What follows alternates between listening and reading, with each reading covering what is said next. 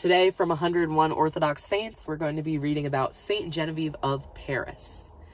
St Genevieve was a young girl in France when St Germanus of Auxerre met her and discerned that she had been chosen for the salvation of many. When she was 15, she was consecrated to Christ. She continued to live at home and then in her godmother's house in Paris because there were no monasteries for women in Gaul, ancient France, at that time. She lived a life of strict discipline, prayer, and fasting. St. Genevieve had a great love for the saints of Gaul, including St. Martin of Tours and St. Denis, the first bishop of Paris. She helped organize the building of a chapel dedicated to St. Denis, and also helped other young women live lives dedicated to Christ. When Attila the Hun was threatening Paris in 451, she encouraged everyone to stay and pray and not to send their families or treasures to other cities, believing that God would deliver them. Her prediction was correct, and the Roman soldiers defeated the Huns before they arrived in Paris.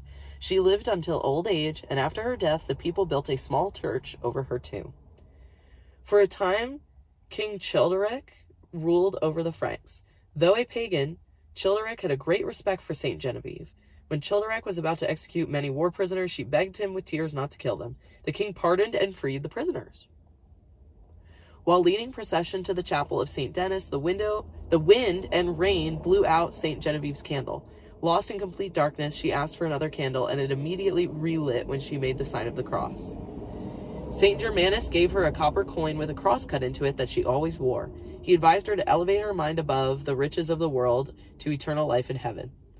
The relics of St. Genevieve were often processed through the streets of Paris during times of war, plague, or other difficulty as the people asked for God's mercy, protection, and healing. Fascinating facts.